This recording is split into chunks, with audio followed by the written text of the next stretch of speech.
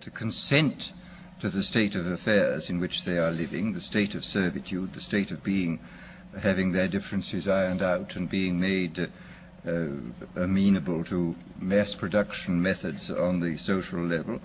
If you can do this, then you are likely to have a much more stable and much more lasting society, a much more easily controllable society than you would if you were relying wholly on clubs and firing squads and concentration camps.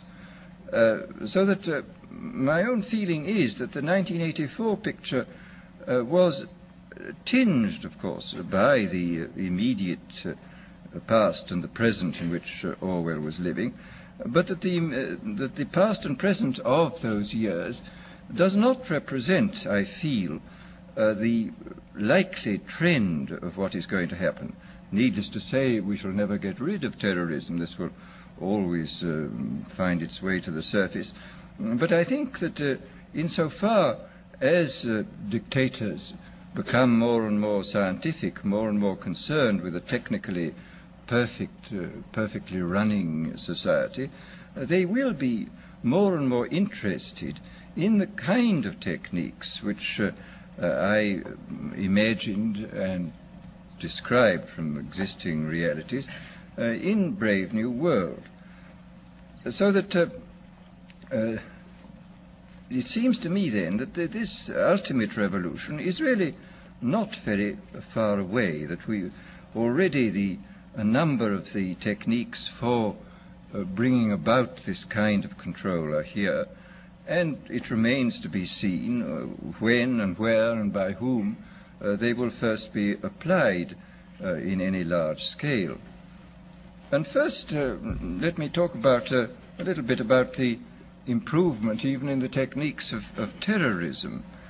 I think there have been improvements.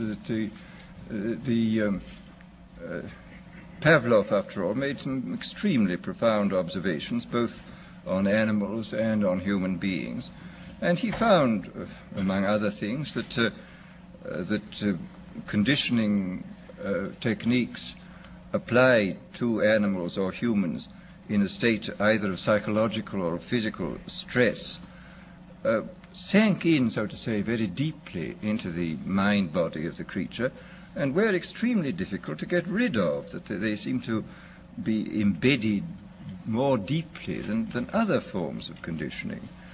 And this, of course, this fact, I think, was discovered empirically in the past. People did make use of many of these techniques.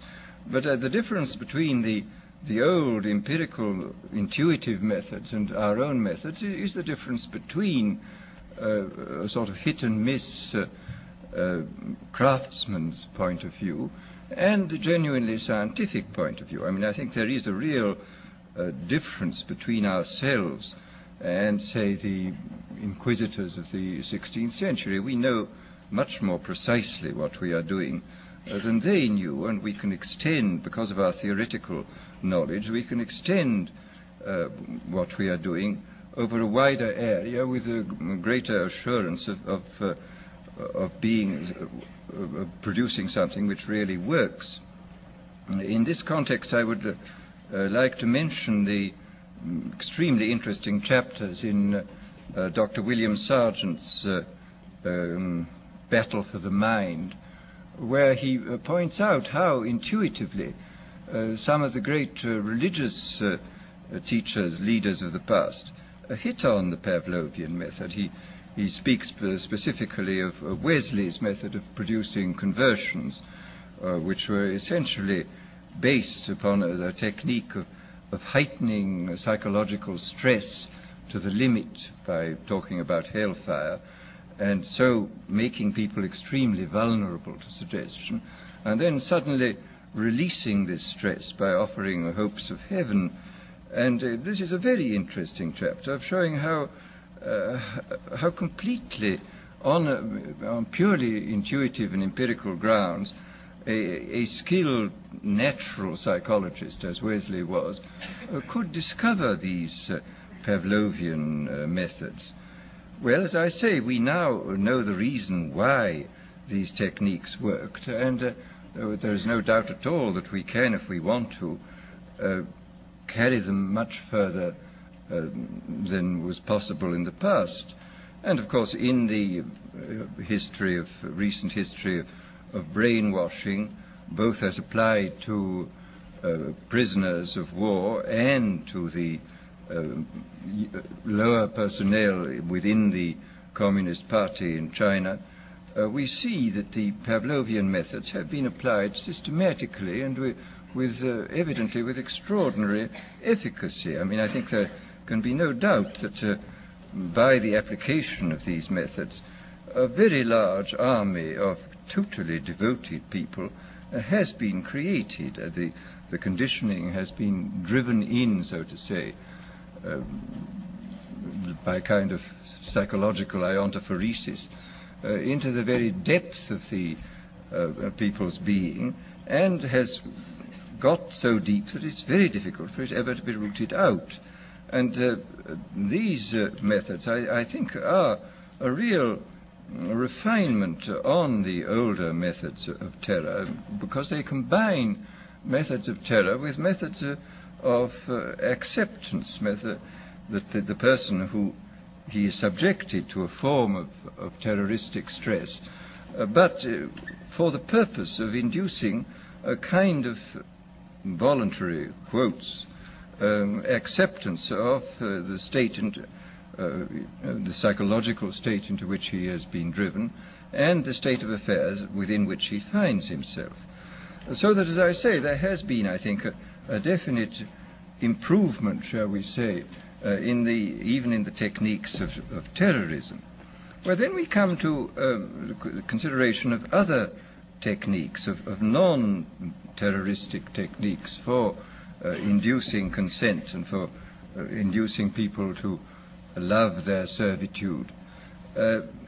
Here, I mean, I think we can, I don't think I can possibly go into all of them because I don't know all of them, but I mean, I can mention a few of the more obvious methods which can now be used and which are based upon recent scientific findings.